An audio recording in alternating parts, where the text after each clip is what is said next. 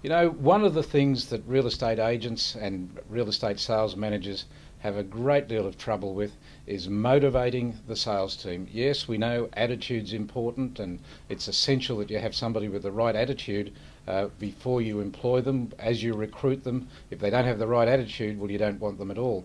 But if you've got the right attitude, at times during their career, their motivation falls. I've been getting great feedback from best practice subscribers from a Sydney-based trainer who is specialising in recruitment and motivation, particularly motivating those sales team members who are not meeting their KPIs. And it gives me a great deal of pleasure to welcome Florence Caruette from PropertySmarts.com. Florence, thank you for being with me. Thank you very much for having me.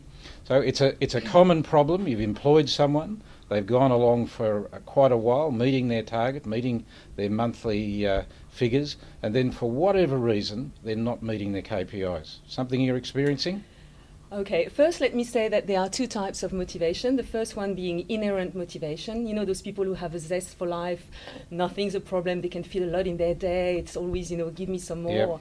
And the second type of motivation is the one that comes from external factors. So for example, you can be hungry because you want to buy a house, or you're going through a divorce, or so you need the money. And as a principle, I would say first thing is find the people who have that inherent motivation, and if possible, additional external factors. But it is a myth to think that you can motivate someone who hasn't got that to start with.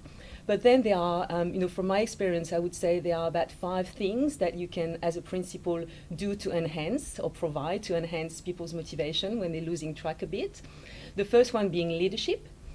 Second one being the office backup support. The third one being rewards, and that's financial and non-financial rewards.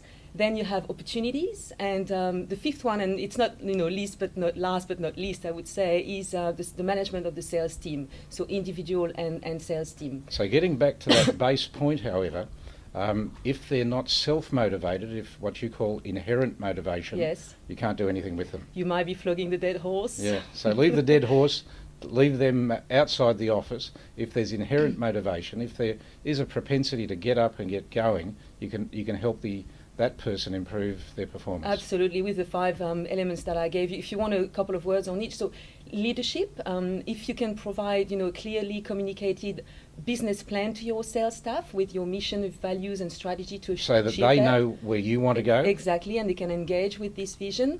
And then with, leadership would be as well fairness, leading by example, providing a positive environment in the office, and not allowing poor performance, because that's not a good sign of, for the others who are trying to perform. Those people who end up dragging the whole team that's down, right, absolutely. They know they're getting away with it.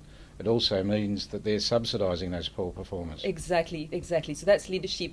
Secondly, being the office backup support. So if you have people who can actually list and sell, the right people in the office, then provide them with, like a marketing machine. You are spilling out the letters, the flyers. You are providing them, shared support like PAs and customer service people, and then let them do what they're good at doing. That's really interesting, because the research we've done of top 10% agents tells us that the number one reason they're attracted to an agency and the number one reason they stay is support. They want support from the agency. If they're left out there to flounder in the ocean by themselves, they'll leave.